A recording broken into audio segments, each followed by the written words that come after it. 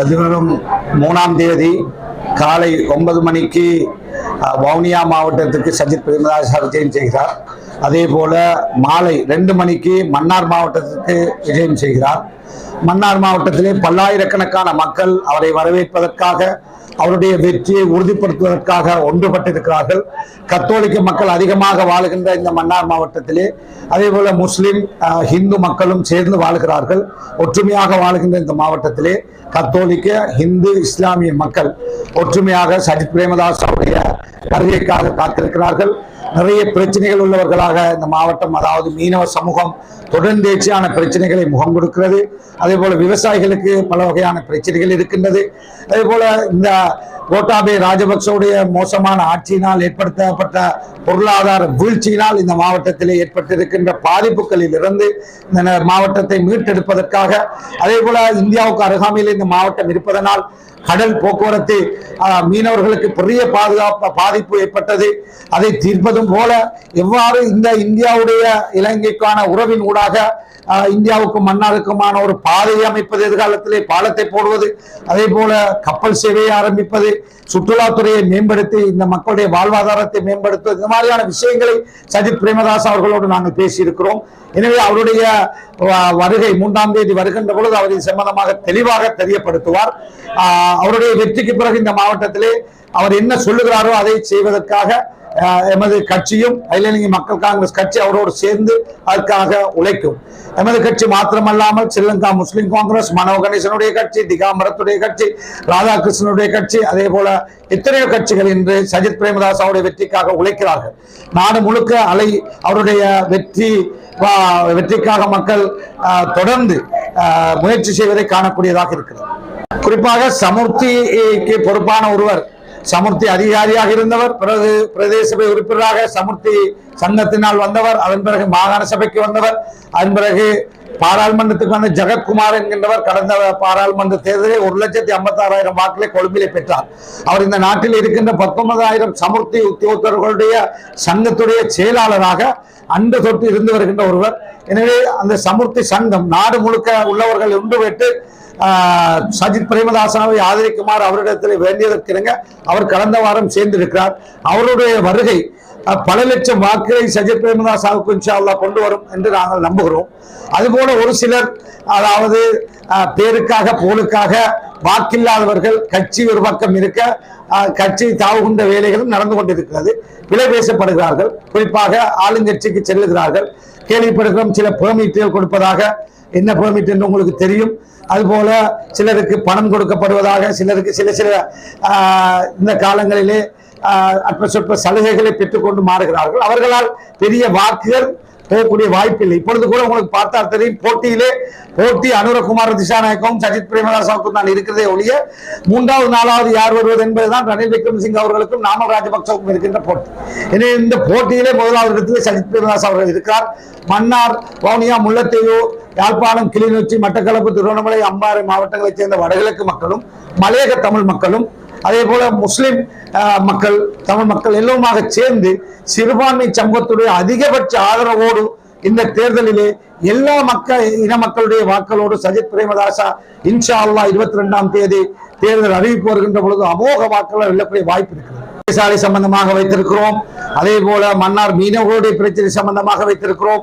விவசாயிகளுடைய பிரச்சனை, அதே போல வனவளத்துக்கு கீழே பிடிக்கப்பட்ட காணிகள் பிரச்சனை, வைல்ட் லைஃப் கீழே பிடிக்கப்பட்ட காணிகளுடைய பிரச்சனை, அதே போல நான் ஏற்கனவே சொன்ன சுற்றுலாத்துறை சார்ந்த விஷயங்கள், பொதுவாக 10 என்று சொல்ற 10 தலைப்புகளிலே பல விஷயங்கள் உருவாக்கப்பட்டிருக்கு. எங்கட மாவட்டத்தை முன்னுதாரணமாக கொண்டு ஒரு கம்ப்ளைண்டும் எங்கட மாவட்டத்தில் இல்லைன்னு நான் நினைக்கிறேன். அதே மாதிரி ஏனைய மாவட்ட மக்களும் நடந்து கொண்டா நாட்டுக்கு நல்லதுன்னு நினைக்கிறேன். இந்த தேர்தல் விஞ்ஞாபனங்கள்ல சொல்ற விஷயங்கள், அதாவது சில விஷயங்கள், அதாவது 300 தாள் 200 தாள்ல சஜித் பிரேமதாசாவுடைய விண்ணப்பம் இல்லை. அது ஒரு பொலிசியானதுதான் வளர்க்கப்பட்டிருக்குது. முதலாவது நாடு அதல பாதாளத்துல கிடக்கு. 3 நேரம் சாப்பிடுறாக்கள் 1 நேரம் சாப்பிடுறது, 2 நேரம் சாப்பிடுற ஒரு நிலைமை இருக்குது. எனவே இந்த நாட்டுடைய பொருளாதாரத்தை கட்டியெழுப்ப வேண்டிய தேவை இருக்கு. இதுல தமிழர்கள் வேறாக, முஸ்லிம்கள் வேறாக, சிங்களவர்கள் வேறாக பிரிஞ்சு நின்று நாட்டுடைய பொருளாதாரத்தை கட்டியெழுப்ப இயலாது. எனவே எல்லா தலைவர்களும் இருக்கிறாங்க. மனோ கணேசன் இருக்கிறார், திகாம்பரம் இருக்கிறார், அதே மாதிரி ராதாகிருஷ்ணன் இருக்கிறார், நான் இருக்கிறேன், ஹக்கீம் இருக்கிறார், அதே மாதிரி சிங்கள சமூகம் சார்ந்த தலைவர்கள் இருக்கிறார்கள். எனவே இந்த தலைமைகளை நீங்க நம்பலாம். நாங்கள் எந்த இனமும் எந்த மதமும் அதாவது கரம் குறைவதற்கோ அல்லது அவர்களுக்கு அநியாயம் இழைக்கப்படுவதற்கோ நாங்கள் இடம் கொடுக்க மாட்டோம். இந்த நேரத்தில் நாங்கள் ஏதாவது ஒரு காரணத்தை வச்சு பிரிந்து வாக்களை சிதறடித்து இந்த நாட்டை இன்னொரு முறை கோட்டாபே மாதிரி ஒரு ஆள் வந்து இந்த நாட்டை அதாவது சீரழிக்கக்கூடிய நாட்டை ஆட்சி செய்ய முடியாதவர்களுக்கு கொடுத்துடக்கூடாது.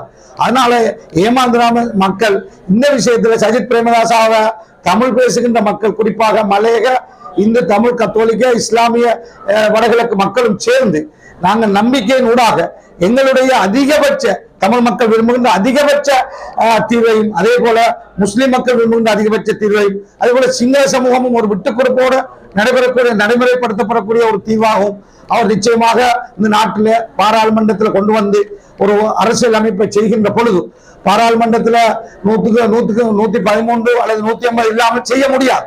எனவே முதலாவது 56 பேர் தான் அவர்கிட்ட இருக்குது. இப்ப அவர் சொல்லிடாது அதை செய்வன் இதை செய்வன் அப்படி செய்வன் இப்படி செய்வன் சொல்லி 56 பேரை 30 பேரா குறைச்சு கொள்ள இயலாது. எனவே அவருக்கு 113க்கு மேல எம்பிமார கொண்டு வரணும். அது மாதிரி அவர் ஜனாதிபதி தேர்தலில் வெல்லணும். வெல்லுகின்ற பொழுது அவர் ஒரு நல்ல விஷயங்களை கேட்டு செயல்படக்கூடிய ஒருவர். அந்த வகையில் அவர் மீது நம்பிக்கை இருக்கிறது. தமிழ் பேசுகின்ற மக்களையும் சிங்கள மக்களையும் சந்தோஷத்தோட நிம்மதியாக அவர்களுக்குரிய தேவைகள் தீர்வுகளை வழங்குவார் என்ற நம்பிக்கை இருக்கிறது. விளங்கிக் கொள்ளணும். நீங்க கடந்த பாராளுமன்ற தேர்தலில் நண்பர் அரியநேந்திரன் வெல்ல முடியாத ஒருவர். அவரை கொண்டு வந்து அதாவது எங்க மார்க்கத்தில் சொல்ற குர்பான் கொடுக்குறதுன்னு சொல்லி எல்லாருமா சேர்ந்து ஹஜ்ஜி பின்னால் வந்தா குர்பான் கொடுக்கும்.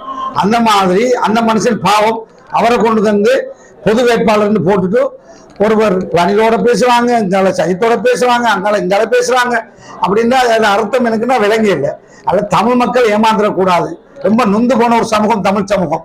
இன்னைக்கு உரிமைகளை பத்தி பேசுறாக்கிற பிள்ளைகள் லண்டன்லையும் கனடாலையும் அமெரிக்காலையும் நல்ல ப்ரொஃபசர்ஸா PhD ஹோல்டரா டாக்டர்ஸா இன்ஜினியர்ஸா இருக்கிறாங்க. ஆனா இங்குள்ள மீனவர்களும் கஷ்டப்பட்டவர்களும் யுத்தத்துக்கு பிள்ளைகளை கொடுத்தவங்களும் போராளிகளும் இன்னைக்கு சாப்பிடுறதுக்கு வழி இல்லாம எனக்கு தெரியும். இப்ப காலையில நான் இந்த பகுதியில இருக்கிறாங்க, இன்னும் இருக்கிறாங்க நோயாளிகளாக, கேட்க பார்க்க ஆள் இல்லாம, கை இல்லாம, கண் இல்லாம, கால் இல்லாம இருக்கிறாங்க. எனவே அந்த மக்கள் புத்தி சாதுரியமாக யார் இந்த நாட்டுக்கு இருக்கிறதுக்குள்ளே யார் நல்ல அரியநேந்திரனால இந்த நாட்டை செய்யலுமா, நம்முடைய பிரச்சனையை தீர்க்கலுமா, மூல ஜனாதிபதியா வரையலுமா, எல்லாத்தையும் வச்சு முடிவெடுங்க. இருக்கிற ஆட்களுக்குள்ள ரணில் விக்ரமசிங்க 6 முறை பிரதமராக இருந்துட்டாரு. அவர் எத்தனை முறை தீர்வை தந்தாரு, எத்தனை விஷயத்தை செய்தாருன்னு உங்களுக்கு தெரியும். சஜித் பிரேமதாசா இப்பதான் முதல் வாராரு, வீடமைப்பு அமைச்சராக இருந்தார், எல்லா ஊருக்கும் வந்தார். தமிழ் மக்களுக்கு வந்து உதவி செய்தாரு, சிங்கள மக்களுக்கு செய்தாரு, முஸ்லிம்களுக்கு செய்தார். எதிர்கட்சி தலைவரா எத்தனை பேரை நாங்க கண்டோம். ஆனா அவர் மட்டும்தான் ஸ்கூலுக்கு போய் ஏதோ தேவம்பட்டியா இருக்கட்டும், அல்லது சித்தி விநாயகரா இருக்கட்டும், அல்லது கொளிச்சா இருக்கட்டும், வங்காளையா இருக்கட்டும், அல்லது அல்மினாவா இருக்கட்டும், என்ன பாகுபாடும் இல்லாம ஏதோ எவனுடைய காசை சேர்த்துக்கிட்டு வந்து சொந்த காசுல கொடுத்தார். இப்ப நம்ம அனிலகுமார் நம்ம கூட்டாளி தான், அவரும் கூட காலம் அரசியல் செய்யறாரு. ஒரு 10 ஸ்கூலுக்காக கொண்டு வந்து கொடுத்திருக்கலாம் தானே. அப்படியெல்லாம் யாரும் செய்யல. செய்யக்கூடிய ஒருத்தர் சஜித் பிரேமதாஸ் செய்து காட்டிக்கிறார், எதிர்கட்சி தலைவராக இருந்து. எனவே அவருக்கு ஒரு சந்தர்ப்பத்தை நம்ம கொடுக்கலாம். எல்லா சிறுபான்மை தலைவர்களும் நாங்க நிற்கிறோம். எங்களோட சேர்ந்து நீங்க அவருடைய வெற்றிக்கு பங்களிப்பு செய்யும்.